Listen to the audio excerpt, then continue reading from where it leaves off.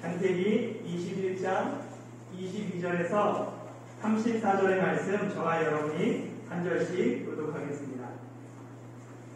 그때 아비멜렉과 그 군대 장관 비골이 아브라함에게 말하여 이르되 내가 무슨 일을 하든지 하나님이 너와 함께 계시도다.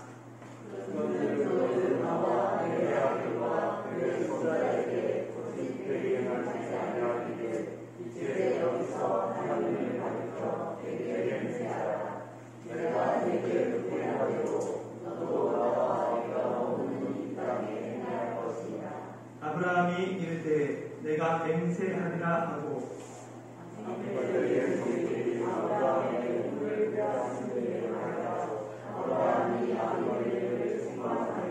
아비멜렉이 이르되 누가 그리하였는지 내가 알지 못하노라. 너도 내게 알리지 아니하였고 나도 듣지 못하였더니 오늘에야 들었노라. 아브라함이 여호와 소를 받다가 아비멜렉에게 주고 두 사람이 서로 언약을 세우니라. 아브라함이 7 암양 새끼를 따로 놓으니 아비멜렉이 아브라함에게 이르되 이 7 암양 새끼를 따로 놓으면 어찌냐. 아브라함이 이르되 너는 내 손에서 이 암양 새끼 7을 받아 내가 이 우물 반 증거를 삼으라 하고 두 사람이 거기서 서로 맹세하였으므로 그곳을 브엘세바라 이름하였더라. 그들이 브엘세바에서 언약을 세우매 아비멜렉과 그 군대 장관 비굴은 떠나 블레셋 사람의 땅으로 돌아갔고 아브라함은 브엘세바에 베셀 나무를 심고 거기서 영원하신 여호와의 이름을 불렀으며 함께 읽겠습니다. 그가 블레셋 사람의 땅에서 여러 달을 지냈더라. 아멘. 함께 본 영상은 5월 23일 토트넘과 노리치전 경기에서 손흥민 선수가 두 번째 골을 넣는 장면입니다. 이 골로 손흥민 선수는 영국 프리미어 리그의 득점왕이 되죠. 토트넘의 마지막 경기 이 노리치전을 통하여서 그날 결과에 따라 토트넘이 리그 4위가 돼서 유럽 챔피언스 리그에 나가느냐 그리고 누가 득점왕이 되느냐라는 것이 결정되는 중요한 경기였습니다. 많은 전문가들이 토트넘이 손쉽게 승리할 것이다 라고 예상했습니다. 왜냐하면 노리치는 이미 리그 탈락이 결정되었기 때문입니다. 그래서 토트넘이 유럽 챔피언스 리그에 나갈 거다라고 했는데 문제는 뭐였냐면 과연 손흥민과 살라 중에 누가 득점왕이 될 것인가 하는 것에 있었습니다. 두 선수는 모두 마지막 경기를 남겨놓은 똑같은 상황에서 손흥민 선수는 21골을, 살라 선수는 22골을 기록하고 있었습니다. 예상대로 토트넘은 전반전을 2대0으로 앞섰어요. 그래서 지금 후반전은 선수들이 조금 편하게 경기에 임해도 되는 상황이었습니다. 그런데 후반이 시작되자마자 토트넘 선수들이 전반보다 더 열심히 뛰기 시작합니다. 손흥민 선수에게 득점 기회를 주기 위해 만들어주기 위해 최선을 다합니다. 특히 클루셰프스키 이 선수는 노마크 찬스였어요. 골키퍼도 없는 그 노마크 찬스에서 슛만 때리면 되는데 손흥민 선수를 의식함으로 말미암아 패스하려다가 골을 성공하지 못합니다. 프로 선수가 자기가 골을 넣을 수 있는데 다른 선수에게 양보하냐고 그걸 포기하는 드문 장면을 보게 되었어요. 특히 이 손흥민 선수는 아시아 선수입니다. 지금까지 유럽 5대 리그에서 아시아 선수가 득점왕이 된 적이 없었어요. 그런데 토트넘은 너나 할 것 없이 모두 다 손흥민 선수를 득점왕 만들기 위해서 한마음으로 최선을 다했습니다. 그 모습을 보면서 제가 감동을 받았어요. 왜 토트넘 선수들은 손흥민 선수를 득점왕 만들기 위해서 저렇게 애를 쓸까? 그리고 그들은 왜 손흥민 선수가 골을 넣었을 때 자기 일처럼 기뻐했을까? 평소 손흥민 선수의 인터뷰를 보면 늘 이렇게 얘기합니다. 자신이 득점왕 되는 것이 중요한 게 아니라 팀의 승리가 중요합니다. 그리고 손흥민 선수는 정말로 시즌 내내 팀을 위해서 헌신했어요. 항상 웃으며 겸손하고 예의 바른 손흥민 선수를 감독과 선수들과 팬들은 모두 좋아했습니다. 손흥민 선수의 평소 성품과 인성이 리그 마지막 경기에서 동료들의 전폭적인 지지로 나타난 것입니다. 물론 손흥민 선수가 아무리 인성이 좋고 사람이 좋아도 실력이 뒷받침되지 못하면 득점왕은 될 수 없습니다.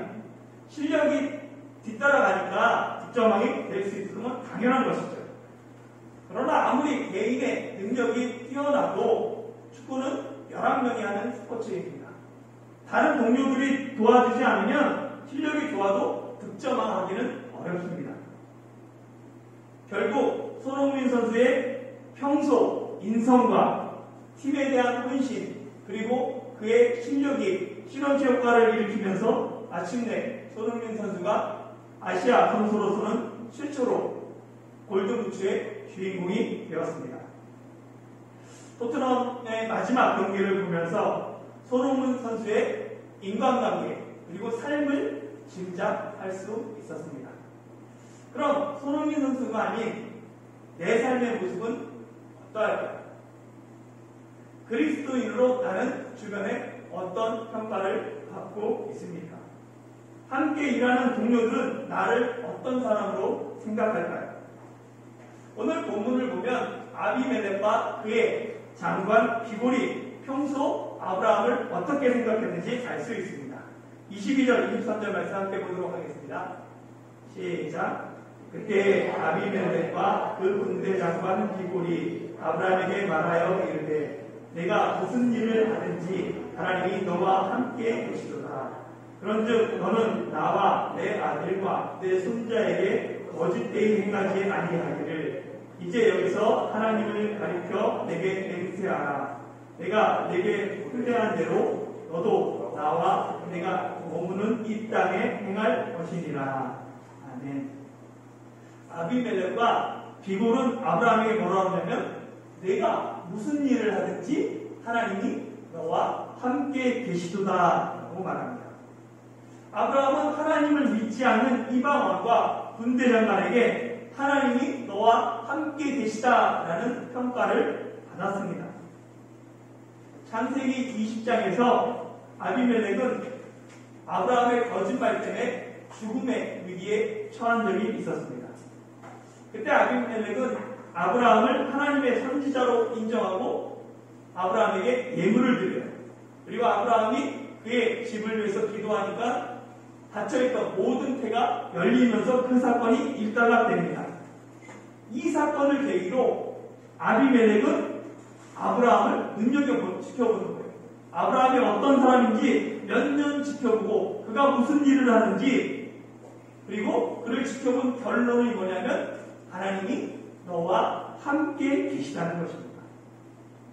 우리가 세상 사람들에게 들어야 될 평가가 내가 보니 하나님이 너와 함께 계시다라는 말이에요. 왜 아비멜렉이 아브라함을 찾아서 언약을 맺고자 합니까? 아브라함의 인물이 출중하거나 아브라함이 막강한 군사력을 지녔다거나 돈이 많기 때문이 아닙니다. 하나님이 아브라함과 함께 계셨기 때문입니다. 하나님이 함께하는 것이 가장 중요해요. 세상 사람이 하나님의 사람 앞에 머리 숙이는 단 한 가지 이유는 오직 하나님이 그 사람과 함께하기 때문입니다. 남들보다 더 뛰어난 두뇌를 가질 수도 있어요. 차고 넘치는 재물과 인맥을 자랑하며 강력한 힘과 권력을 가졌을지라도 하나님이 함께하지 않으면 그 사람은 아무것도 아닙니다. 왜냐하면 세상에는 더 똑똑하고 더 힘있고 더 많이 가진 사람들이 셀 수 없을 정도로 많기 때문입니다. 그러나 하나님이 함께 하시는 사람은 오직 하나님의 사람밖에 없습니다. 하나님이 우리와 함께하는 것, 그것이 바로 우리의 힘과 능력입니다. 아브라함의 힘과 능력은 하나님이 함께 하시는 것이었어요. 그리고 이 능력이, 이 힘이 그 아들 이삭에게로 이어집니다. 창세기 26장 28절 읽어볼까요? 시작. 그들이 이르되 여호와께서 너와 함께 계심을 우리가 분명히 보았으므로 우리의 사이 곧 우리와 너 사이에 맹세하여 너와 계약을 맺으리라 말하였노라. 여기서 말하는 그들은 누구냐면 아비멜렉과 그 친구 아웃삭과 군대장관 비골입니다. 그리고 여기서 말하는 너는 이삭이죠. 아비멜렉은 블레셋 왕의 공식 이름이고 이 비골은 군대 장관에 통송하는 그 장관의 공식 관직명으로 추정됩니다. 그러니까 선대 아비멜렉과 선대 군대장관 비골이 아브라함과 맺었던 그 언약을 똑같이 후대 아비멜렉과 후임 비골이 그 아들 이삭과 맺기 위해 찾아온 것이죠. 왜냐하면 그들이 보니까 여호와께서 이삭과 함께한 것을 분명히 보았기 때문입니다. 아브라함과 이삭은 둘 다 아비멜렉에게서 하나님이 너와 함께 계시다라는 소리를 들었어요. 그리고 이 소리는 이삭의 아들 야곱도, 야곱의 아들 요셉도 모두 듣게 됩니다. 야곱은 외삼촌 라반에게서, 요셉은 이집트의 그 친위대장인 보디발에게서 하나님이 너와 함께 계시다라는 소리를 듣습니다. 아브라함과 이삭과 야곱과 요셉의 능력은 하나님이 함께 계셨기 때문입니다. 오늘날 그리스도인의 자랑은 무엇입니까? 하나님이 너와 함께 계십니다. 우리가 하나님이 너와 함께 계신 것을 분명히 보았다라는 세상 사람들의 말이 우리의 자랑이어야 합니다. 그리스도인의 힘은 하나님과 함께하는 것입니다. 하나님이 함께하시면 승리할 수 있습니다. 하나님이 함께하시니까 이삭이 하는 곳마다 우물이 나왔습니다. 하나님이 함께하시니까 요셉이 하는 모든 일이 형통했어요. 하나님이 모세와 함께하니까 바로에게서 모세는 신과 같은 존재가 됩니다. 하나님이 함께하시니까 여리고성이 무너지고 하나님이 함께하시니까 포로로 잡혀간 다니엘과 세 친구는 바벨론에서 높은 관직에 올라갑니다. 하나님이 함께하는 것, 그것이 우리의 특권이며 또한 우리의 사명입니다. 우리가 이 땅에 존재하는 이유가 하나님과 함께하기 위함입니다. 예수님이 이 땅에 오신 이유도 우리와 함께하기 위함이었어요. 예수님께서 세상 끝날까지 우리와 함께 하신다라고 약속해 주셨습니다. 그 약속을 믿고 살아가는 것, 그것이 바로 그리스도입니다. 24절에서 27절 말씀 한번 읽어볼까요? 시작. 아브라함이 이르되 내가 맹세하리라 하고 아비멜렉의 종들이 아브라함의 우물을 빼앗은 일에 관하여 아브라함이 아비멜렉을 책망하매 아비멜렉이 이르되 누가 그리하였는지 내가 알지 못하노라. 너도 내게 알리지 아니하였고 나도 듣지 못하였더니 오늘에야 들었노라. 아브라함이 양과 소를 가져다가 아비멜렉에게 주고 두 사람이 서로 언약을 세우니라. 아멘. 하나님의 사람은 화해와 화평에 앞장서는 사람입니다. 아브라함은 아비멜렉의 요구에 거절하지 않고 받아들여요. 이를 통해 화평을 이룹니다. 아브라함이 아비멜렉과 언약을 맺는 걸 보면서 신앙인의 독선에 대해서 한번 생각해 보게 됩니다. 독선이란 뭐냐면 자기가 옳다고 믿고 행동하는 거예요. 자기만이 옳다고 믿고 행동하는 것을 독선이라고 말합니다. 유대인은 한마디로 독선에 빠졌어요. 그래서 이방인을 개처럼 생각합니다. 그들과 상종하지 않으려고 하고 그들과 접촉을 최대한 차단했습니다. 이 신앙의 독선이 얼마나 강했는지 갈라디아서에 보면 베드로 이야기가 나옵니다. 베드로가 이방인들과 식사하고 있었어요. 그런데 야고보에게서 사람들이 옵니다. 예루살렘 교회에서 온 사람들, 그 사람들은 예수님 믿어도 할례를 받아야 돼, 율법을 지켜야 돼 하는 할례파 사람들이었어요. 이에 그 소식을 들은 베드로가 이방인들과 식사하는 그 자리에서 몰래 자리를 피해버립니다. 그들이 와서 자신이 이방인과 식사하는 걸 보면 자기를 정죄할 것을 두려워해서 식사 중간에 자리를 떠버린 것이죠. 초대교회의 반석이며 예수님의 수제자라고 불렸던 베드로조차 유대인의 독선에서 벗어나지 못했습니다. 그러나 예수님은 사람들이 손가락질하는 세리와 창녀의 친구가 되었습니다. 예수님은 죄인들을 정죄하거나 배척하지 않고 도리어 그들을 끌어안으셨습니다. 예수님은 세상에 손가락질을 하는 그 사람들을 통해 하나님 나라를 이루어 가셨습니다. 우리도 예수님을 닮았으면 좋겠습니다. 신앙의 독선과 고집을 버리고 우리 마음을 좀 더 넓혀서 믿지 않는 사람들과도 화평을 이루기 위해 힘써야 합니다. 예수님은 화평하는 자가 복이 있나니 그들이 하나님의 아들이라 일컬음을 받을 것이다 라고 말씀하셨습니다. 화평하게 하는 자, 바로 그들이 하나님의 아들입니다. 아브라함은 아비멜렉의 화친을 받아들여요. 그러면서 문제 하나를 이야기합니다. 그것은 아비멜렉의 종들이 아브라함이 탔던 우물을 빼앗은 일이에요. 저는 보기에는 철두철미한 것 같고 냉철해 보이지만 보기가 다릅니다. 사실은 꼼꼼하지 못하고 덜렁댈 때가 참 많아요. 실수할 때가 많죠. 그래서 가끔 이 맺고 끊는 것을 잘못해서 두뭉실하게 넘어갈 때가 있어요.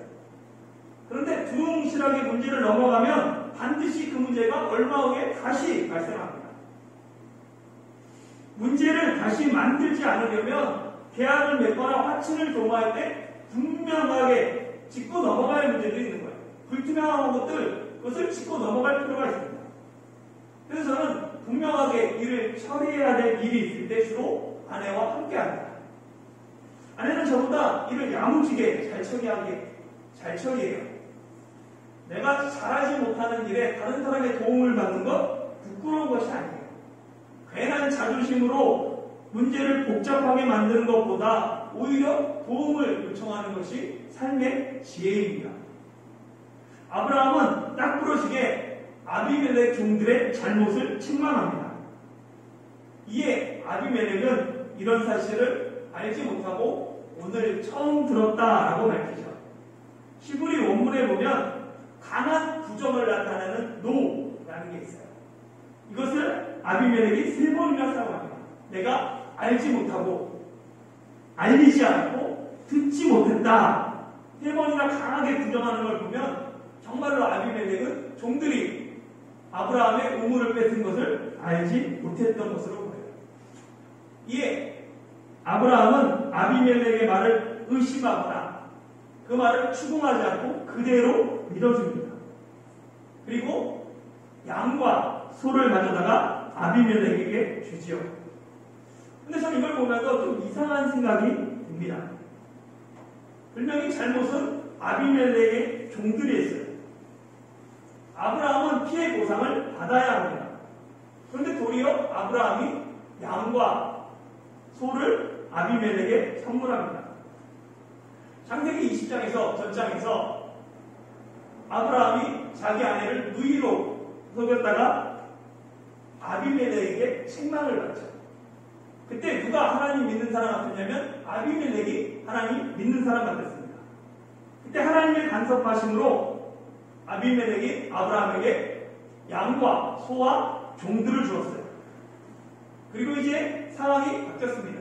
21장에서는 아브라함이 아비멜렉을 책망합니다. 그리고 그에게 양과 소를 줍니다. 서로 입장이 반대가 됩니다. 20장에서는 믿는 자 아브라함이 이방인 아비멜렉에게 부끄러움을 당하는 모습이었다면 21장에서는 그것을 회복합니다. 이제 믿는 자의 모습이 어떠해야 되는지 아브라함이 아비멜렉에게 보여줘요. 하나님의 사람도 실수할 수 있습니다. 당연히 그리스도인도 잘못을 저지릅니다. 그러나 우리는 이 실수와 잘못을 통해 자신을 돌아볼 필요가 있습니다. 실수를 통해 배우면 돼요.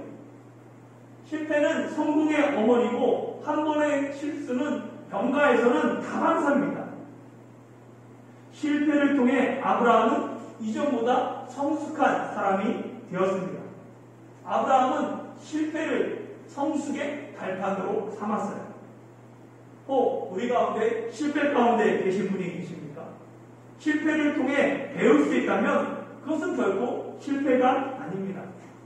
실패를 통해 문제를 발견하고 계속해서 그 문제를 고쳐나가면 어느 순간 실패가 아닌 성공이 내 앞에 기다리고 있습니다. 실패를 성숙의 밑거름 삼는 지혜로운 그리스도인 되길 소망합니다. 이 아브라함은 아비멜렉에게 양과 소를 주고 언약을 세웠어요. 그러더니 따로 7 암양 새끼를 아비멜렉에게 줍니다. 그러면서 우물의 증거를 삼아요. 이게 내가 판 우물이다라는 증거를 삼게 되죠. 그래서 이걸 통해서 우물의 공식적인 소유권을 아브라함이 되찾아 옵니다. 우물은 목자에게 큰 재산입니다. 특히 광야에서 우물은 생존에 가장 필요한 것이죠. 그래서 사막에서는 우물을 얻기 위해 전쟁을 일으키기도 했습니다. 아브라함은 7 암양 새끼를 아비멜렉에게 주므로 자신의 판 우물을 정당하게 되찾아 옵니다. 그리고 거기서 서로 맹세했다라는 의미로 그곳 이름을 부엘세바라고 부릅니다. 부엘세바는 맹세의 우물이라는 뜻을 갖고 있죠. 이렇게 언약을 세운 후 아비멜렉과 비골은 부엘세바를 떠나 블레셋 땅으로 돌아갔고, 보면 아브라함은 부엘세바에서 에셀 나무를 심었습니다. 이 에셀 나무는 주로 시내 광야에서 자라는 상록수예요. 항상 푸른 나무고 생명력이 강해서 사막의 모래 언덕, 영분이 많은 늪지에서도 잘 자라는 나무입니다. 그래서 아브라함이 에셀나무를 심은 것은 이 에셀나무가 재질이 단단하고 생명력이 강하기 때문에 아비멜렉과 세운 언약이 변하지 않고 오래 지속되기를 바랬던 소망을 담고 기념으로 그것을 심은 것이죠. 그리고 아브라함은 부엘세바에서 영원한 하나님을 부릅니다. 영원한 하나님, 시간을 초월해서 영원히 존재하는 하나님의 속성을 일컫는 명칭입니다. 아브라함이 영원한 하나님을 부르심으로 그의 신앙이 점점 성숙해졌다는 것을 알 수 있습니다. 창세기 14장에서 아브라함이 소돔 왕에게 하나님을 천지의 주제시여 지극히 높은 하나님으로 소개합니다. 창세기 17장 1절에서는 하나님이 아브라함에게 전능의 하나님으로 나타나죠. 그리고 이제 창세기 21장 33절에서 아브라함은 하나님을 영원하신 하나님으로 부릅니다. 시간이 흐르면 약속은 희미해져요. 언약을 맺은 당사자들이 죽으면 언약도 잊혀집니다. 그러나 하나님만은 변하지 않는 영원한 하나님이십니다. 세상이 아무리 변해도 하나님만은 변하지 않습니다. 라고 아브라함이 고백하며 창세기 21장이 끝이 납니다. 사랑하는 성도 여러분, 사람은 사라져도 약속은 희미해져도 하나님은 영원하십니다. 그렇다면 유한한 우리가 이 땅에서 어떻게 살아가야 할까요? 내가 이 땅에 살아갈 이유가 무엇입니까? 하나님이 우리와 함께 계시다는 임마누엘 신앙이 우리의 힘이고 세상 끝날까지 너희와 함께 있으리라는 예수님의 약속이 우리의 능력입니다. 우리의 가장 큰 자랑은 하나님이 나와 함께 계신다는 사실입니다. 내 평생의 소원이 주님과 동행하며 날마다 하나님을 새롭게 알아가길 소망합니다. 주님 부르시는 그날까지 주님의 마음을 닮아가며 하나님의 성품을 배워갑시다. 주어진 삶의 자리에서 항상 변하지 않는 에셀나무를 심으며 영원하신 하나님과 영원한 삶을 소망하는 저와 여러분이 되시길 예수님의 이름으로 축원합니다.